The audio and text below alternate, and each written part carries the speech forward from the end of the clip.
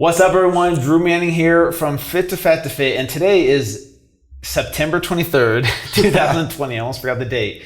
And I'm here in Salt Lake City, Utah with a good friend of mine, Thomas Delauer, who flew in to Utah just to see me drink this Mountain Dew, right? Yeah, exactly. So he wants to watch me get fat. No, Thomas and I are good friends, and as you know, during my weight gain journey of this Fit2Fat2Forty Journey, which is different than what I did back in 2011, and during Fit2Fat2Fit the first time, I didn't do what I'm about to do, which starting next week, September 28th, is when I start my good diets gone bad phase, where I'm going to be exposing 4 popular diets here in the US, keto, paleo, vegan, and vegetarian, and kind of showing the pitfalls and mistakes that people make on those popular diets to educate people on what not to do. So I'm going to pick Thomas's brain here. He's going to educate all of us on what not to do on keto and the biggest mistakes that he sees people make in the industry. And then I'm going to go ahead and apply those starting next week, and I'm going to be 100% keto. So I'll be testing my blood ketones to prove that I'm actually doing keto, but I'm going to be gaining weight on keto. So first of all, Thomas, appreciate you being here. Why don't you introduce yourself to my audience that might not know you? I'm assuming most of my audience does, but just in case. Probably. So I've got about a 2.5 million subscriber YouTube channel based around the world of keto. I had my own transformation as well from about 290 100 pounds? Were you 100 pounds overweight? About 105 pounds. See, this guy has done his own Fit2Fat2Fit thing, but he didn't do it on purpose. Well, I guess in essence I did, because I just did it to myself, right? Yeah. But not as an experiment, right? Yeah, exactly. So I lost a little over 100 pounds with keto and intermittent fasting, and built a brand surrounding that and educating people, and in the process became a total biochem nerd, and here we are. Here we are today. So I've asked him to come on my channel to kind of pick his brain about the biggest pitfalls and mistakes that people make on keto, because this is, I think, one of the perceptions that people have is when they do any diet, if I do X diet, I will lose weight and be healthier. Yeah, and totally. That's not necessarily true. Like, we've seen people in the keto space who are on keto, but they're doing all these things that we're going to talk about, and they could actually gain weight and their health could decline even. Oh, absolutely. So let's kind of dive into it, Tom's. Like, what are some of the biggest pitfalls, mistakes that people make that you see when they go keto specifically? Yeah. Well, let's jump right into one that's like seemingly obvious. Yeah. Some people within the devout keto community might really hate to hear this, but thermodynamics do still apply. And what that means is calories still matter. It's there's a lot of misconceptions out there, like that if you just go keto because your insulin levels are lower, that you can magically eat as many calories as you want. There's some argument that might be able to get by with a little bit more, but the reality is a calorie is still going to be a calorie. And if you're consuming much more than you're expending, then it's a law. You're going to gain weight. So it's probably the biggest one. And that's the thing, is that with keto, the lever arm is so much bigger. And what I mean by that is it's so much easier to overdo calories, because you're looking at fat, which is 9 calories per gram, versus carbohydrates that are 4 calories per gram. So, you have 5 grams more, or a little bit more fat, and it's a bigger lever to pull in terms of how much weight you can potentially gain. So it's actually very easy to overeat on keto. I think that's a good point, because for example, this is a perfect example. These keto ice creams that are out there. Like, if you compare the keto ice creams, yes, they're ketogenic, there's less sugar in them, but they have almost double the calories. That's the same serving as the non-keto ice cream. So it's like, what's worse for you? Is it the sugar, or is it the large amount of double the calories? And so that's what I think people need to look for. And we'll talk about the specifics of like, which foods like that are out there that people tend to like, oh, well, these cookies are keto, so I got 3 or 4 of them and I'm still in ketosis. Or some people say, I'm in ketosis, but I'm gaining weight. I don't understand. Totally. It comes back, like we always say, you should be chasing results, not chasing ketones. Because ketones are sort of a byproduct. I mean, they're just the fuel that your body's going to use, but that's not what is necessarily driving the weight loss. I think you'll find, like, if you overeat a bunch of fats on keto, you might find that you get satiated after the meal, but that takes a half an hour to kick in, for those hormones to kick in and tell you that you're full. So if you are eating a bolus of calories in one sitting, it's going to be just as easy to eat 1,000 extra calories in one sitting on keto as it is in another kind of diet. In fact, it might even be easier to overeat. I mean, another big one that we have to look at too within that is when you consume copious amounts of fat, it can lead to insulin resistance, just like consuming carbs can. Because let's talk about that. The abundance of triglycerides. Yeah, so you've got the abundance of triglycerides in your blood, and there's a lot of people that are within the even the if it fits your macros world that will talk about this too, because it plays a role. Fat can make you insulin resistant because it essentially makes it so that insulin cannot react with the cell as well. So if it gets so much fat and so much triglycerides, it interferes and it impedes insulin's action on the cell. Now, if you're doing a ketogenic diet and you're within reason and you're not consuming a ton of fat, you're consuming, let's put it this way, enough fat for your body to thrive and fuel, but not excess fat, you're going to be fine. But if you consume excess fat, you can lead to insulin resistance. It absolutely can. Wow. Yeah. That's interesting. I didn't think about that. And that's something we'll definitely be tracking as I do my Fit2Fat2Forty Journey when I go keto next week. So that's one thing I'm going to be tracking. And I'm curious to know, okay, with this satiety thing with fat, the people say it's more satiating than maybe some of the other macronutrients. Do you find it harder to overeat on keto, or do you think it's pretty easy to overconsume because it's still calorically dense? Yeah. Versus like I'm so full I can't overeat on keto, like some people think. Yeah, it's because so at the shorter term, it's definitely easier to overeat. What I mean by that is kind of like I mentioned. So like you've got these different hunger signals, like cholecystokinin, which is responding to fat. And what cholecystokinin does is it communicates when fats hit your small intestine. Tells your brain, hey, this guy's got a bunch of fats in, we can go ahead and we can send the signal to the brain to stop eating. Well, that still takes 20-30 minutes to kick in. So if you're eating, you can eat a lot of food in 20-30 minutes. Especially if, totally. Especially if you're going into a meal hungry, right? So I think what you'll find, and I could be wrong, but you'll probably find that your periods between meals are not going to, you're not going to feel as starving between meals. Oh yeah, because right now I like 2-3 hours later, I'm like hangry. Like I'm like my glucose is dropping. I'm like shaking because I'm hypoglycemic. Yeah, for sure. I probably won't experience that on probably the won't keto experience phase. that, but you're definitely going to experience a bunch of other issues that are going to come to line with that. I think you'll actually be able to consume more calories during this keto phase than probably any other phase. Interesting. And because, again, what's another thing that people consume a lot of on keto? Artificial sweeteners. Oh yeah, erythritol.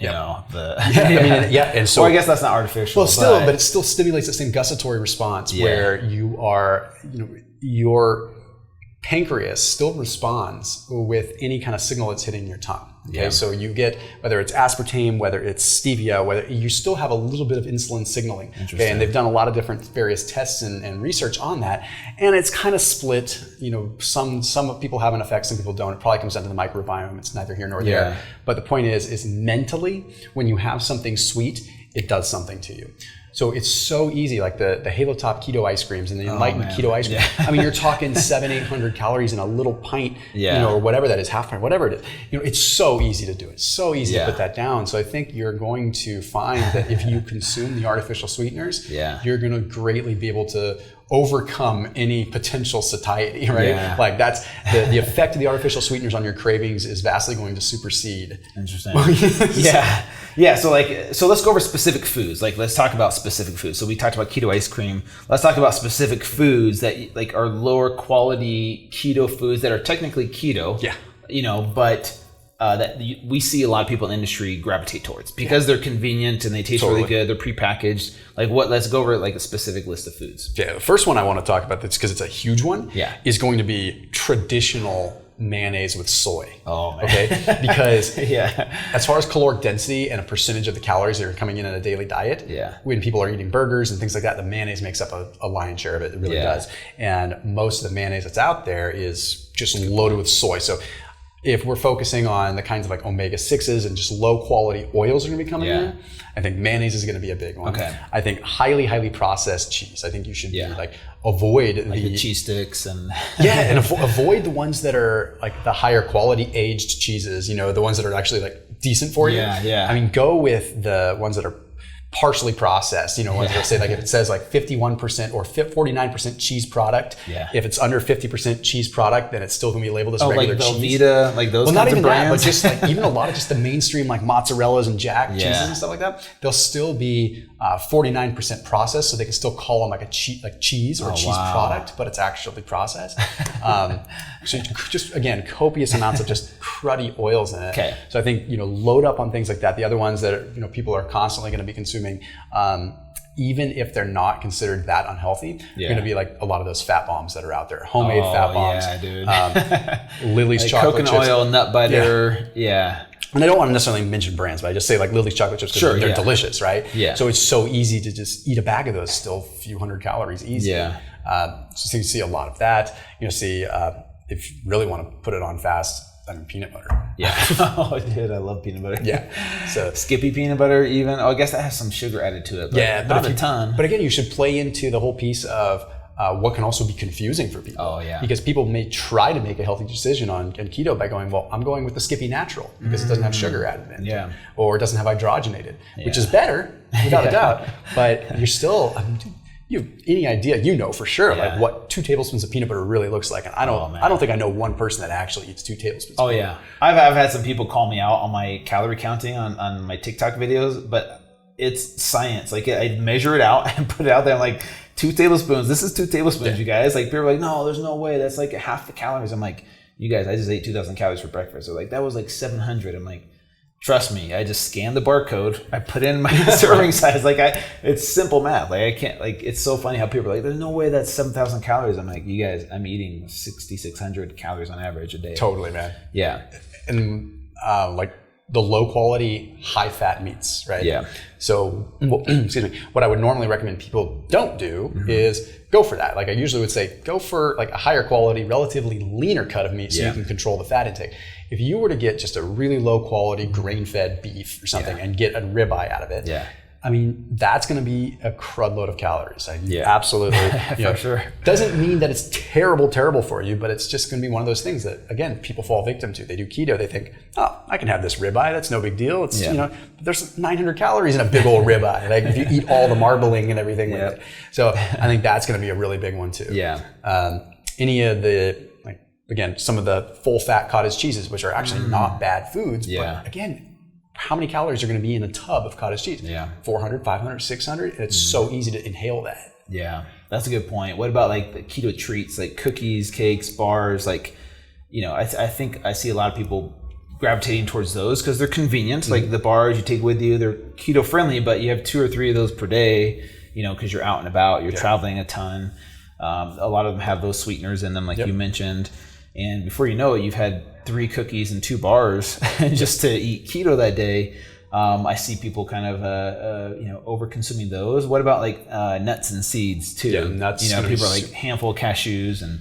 Yeah, and I think for the sake of this experiment, go for the nuts like that. Go for the nuts. So I want to be roasted in vegetable oil or. Yeah, exactly. So in this case, I would avoid macadamia nuts because macadamia nuts are actually like one that, as far as a fatty acid profile goes, you could eat a lot of and still maintain a good fatty acid profile. Oh, wow. Interesting. Go for the ones go for the almonds, go for the cashews, go for the ones that are for lack of a better term, the lower quality nuts, even though they're really not that bad. But just be careful because you don't kick yourself out of keto. That's the thing is you don't want to kick yourself out. You want to stay within the realms of it. But it's also reality because you're doing it how a person that doesn't understand the ketogenic diet would go through it. They might eat 5 ounces of almonds, not really think about the carbs in it. And I think that could be part of your journey is the fact that like if you're doing keto in a dirty way, you run the risk of hovering on that verge of not really being in ketosis, which is going to make you feel like total garbage. Yeah, 100%. And that, what he mentioned, there's like dirty keto is kind of a term in the industry of like, all right, you are keto technically if you're eating these lower quality foods that you just mentioned.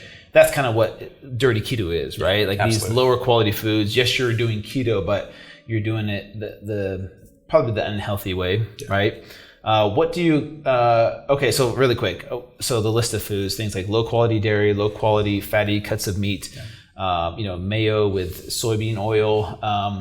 Salad dressings. With soybean oil, keto treats, keto desserts, keto cookies, keto bars, keto ice creams. And that's what I want to make sure people understand is the context of what's happening. Is like, I'm not saying you can't have these foods on keto. Like, I'm going to be over consuming them for sure. But what happens is people tend to over consume these convenience foods because they're convenient, because they taste really good. They're super sweet with the sweeteners in them. They're not going to knock you out of ketosis necessarily, but if you can limit yourself just to one per day, cool. But a lot of people, the way we're programmed, they stress eat, whether it's a keto cookie or a non-keto cookie. You know, it can both be damaging to your body if you overconsume them. So what do you expect to see as far as like, how could this affect blood work? Like, let's say, you know, I'm eating these foods, even though I'm in ketosis, would we see possibly an improvement in blood work, or do you think some blood work might actually get worse? I think in this acute phase, since it's only going to be a week, it's not uncommon to see, well, the curveball that's going to happen is you're somewhat fat adapted. So you've been doing keto for so many years before this that your mitochondria might just have an affinity for it and just kind of get in a groove a little bit. But I think that you've disrupted your body so much over the last few weeks that probably any fat adaptation is probably a little bit more null and void. I think blood work wise, I think your C-reactive protein is going to go through the roof. Like your inflammation is going to go through the roof because you're going to be loading up on omega-6s. So I'd like to see you just guzzling soybean oil and canola oil and like cook everything in cruddy oil. I'm just like, that's interesting, because that's going to drive those values up. I think your LDL cholesterol may go up just as a result of just the liberation of fatty acids. Would it typically stay like that? It usually will adapt a little bit. I think your triglycerides are going to change a little bit. I think you're going to see just a big shift overall in like if you were to measure any kind of interleukins, anything like that. I don't know if you're going to be looking at omega-3 profiles.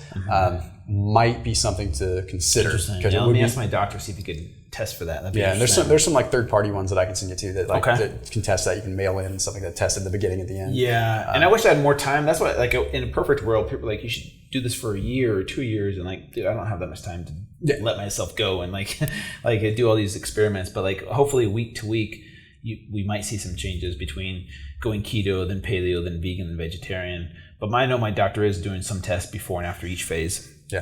Just to see if there's any small changes that can happen. Okay. So let's kind of plan out a perfect day of like an unhealthy keto. So let's say for breakfast I have bacon, eggs with some mayo, and what else should I add in there? Some chorizo. Chorizo. You know, just go to town on it. Go with like super salty ham. Like just like a big old thick cut of ham. Just so you're just driving the sodium levels through. Just, don't hurt yourself. And then, so, I think, and it's just important, again, with the bacon, like go for the lowest quality, cheapest bacon that you possibly can.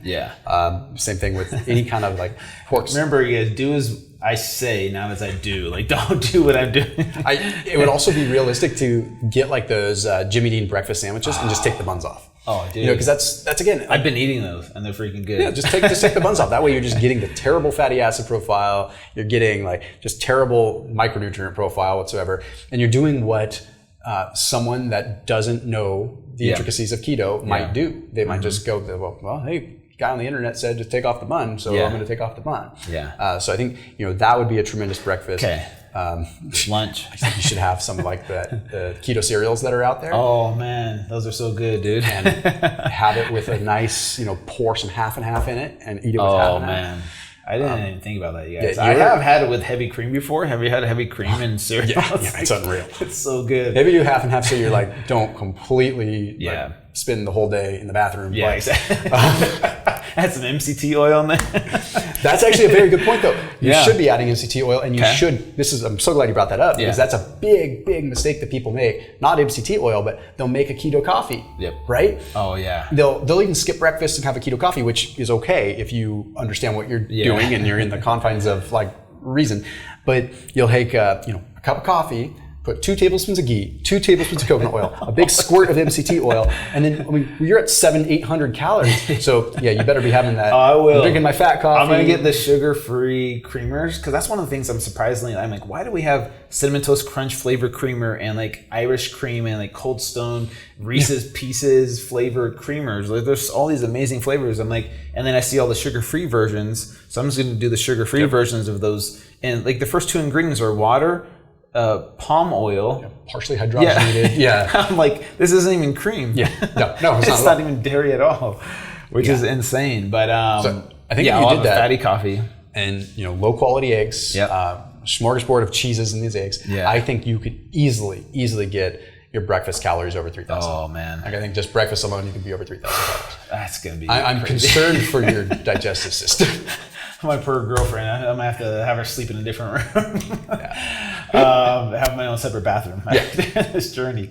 Okay, and then maybe like some low quality ground beef. Super fatty. Like what's the fattiest fat content you can get in ground beef usually nowadays? you can find like if you get it in the tubes, go to Walmart, get the tubes. You can sometimes get a 65%, just like 65%. What is it? 35% just fat. Yeah, definitely a 70. You can at least find a 70. Yeah, I think you should make a point of having a snack after breakfast, and you should sip on diet soda throughout the day. See, that's what I'm going to switch to. I actually thought about that today because I'm like doing the soda thing, but the diet soda thing. Yeah. So talk about that because people are like, what do you mean? Diet soda is 0 calories. Yeah. It's not going to knock you out of ketosis. What's so bad about it? Yeah, it's not going to knock you out. Well, some will, but it's not going to not necessarily knock you out of ketosis, but you're going to run into just a bunch of other issues, right? I mean, you've got, again, that it's called the cephalic insulin response, which is when something hits your tongue and it triggers the pancreas to produce insulin. So that insulin spike is going to not necessarily kick you out of keto, but talk about like massive blood sugar drop. Okay? Oh, yeah. Because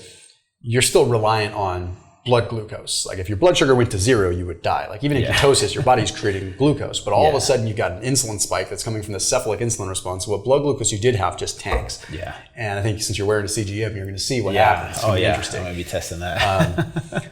So try to pound like 6 diet sodas throughout the day, if not a full 12 pack, because people do that. I mean, that's like, when I was, full disclaimer, when I was going through my weight loss, at the height of my, when I was first starting out, I was pounding like 2 to 3 sugar-free Monsters a day, right? Sometimes more than that. I was pounding 4 or 5 when I was 300 pounds. Wow, dude. It's just like, I gotta get through, gotta get through these calls.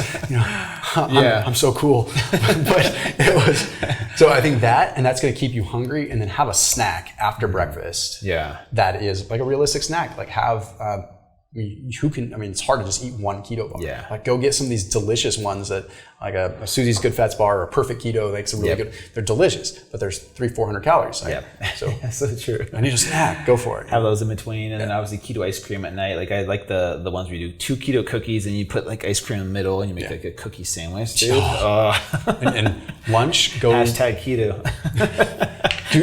do the quintessential triple stack or quadruple stack Wendy's with cheese, lettuce wrap. The Baconator. Lettuce wrap. Totally, man. And then just go to town on that. That's a great idea, man. This is it's kind of making me excited / nervous. Like I know like what you're talking about, the food's going to taste good, but I'm also like, oh dude, how am I going to feel? Like, will I get the mental clarity that I normally get from keto? Because I probably will be in ketosis eating these foods. I plan on tracking my calories and my macros and then testing my ketones, testing my glucose levels. Like, will I feel better sometimes, even though I'm at a huge caloric surplus, or will I just feel shitty? Like, will I feel like brain fog like I do now? Or it would be interesting to see if I'm still, because right now with I'm eating like 1,000 carbs per day, which is insane, right? And the brain fog, the spikes in blood sugar levels and the crashes, like that is not fun. So it'd be interesting to see when I'm on keto, caloric surplus, eating these dirty keto foods. I wonder if I'll feel better or worse than I do now. Yeah, it's interesting. What's your bet? I think you will feel better actually, because you're still going to have you're not going to have the massive undulations in blood sugar and insulin. Like, it's going to be a little bit more controlled. So I think for someone like you that knows what it feels like to have stable blood sugar, I think you're going to recognize that. Yeah. But I think you're going to feel so unbelievably bogged down and heavy and slow. I think mentally, I think you're right. I think you'll get a little bit of mental reprieve out of it. Yeah. But your inflammatory response is going to be so insane from the amount of just omega-6s. So think about this for a second. Yeah. Like the omega-6, omega-3 profile is important in its traditional diet. Yeah. But the amount of fat that we're normally eating in a traditional diet isn't enough to ever really move the needle all that much with omega-6s. But on keto, you're consuming so much fat that it's very easy to move that needle. So you're going to feel the effects of inflammation like no other. So I think your joints are going to hurt. I think your back's going to hurt. You're going to feel a whole different set of symptoms. But I don't think that you're going to have the same keto flu because you're already fat adapted to some degree. Yeah, that's what I was going to ask. Because when people haven't been keto, they go into keto, they experience the keto flu because their electrolytes are off. It'll be interesting because I don't plan on taking any ketone supplements or any tracking my salt, magnesium, potassium. I'm just going to eat those foods because that's what people do is they just dive into keto, they take off the bun and they eat the butter, bacon, and cheese all day long and all those things we talked about. So I hope I don't experience the keto flu. It'd be really interesting to go cold turkey from this to keto. It'd be interesting to see how quickly I get into ketosis. So I'll be tracking my blood ketones using the Keto Coach monitor, which I like, but also be tracking my glucose levels. I mean, I've gone up to 200 before on this stuff, dude. So it'd be interesting to see where I'm at on keto, for that week. So, anyways, you guys. So, what the plan is, starting September 28th through October 4th will be keto week. And then come January, I'm going to team back up with Thomas, and we're going to be educating you guys on how to do keto the right way, the healthy way, and I'll actually be doing it with you, so you guys get to see exactly what I'm doing. So we'll team back up again soon, and we'll see if he joins me for some keto ice cream later on tonight. Stay tuned for that, you guys. Thomas, really appreciate you coming on, brother. Yeah, for sure, Thank you so much, man.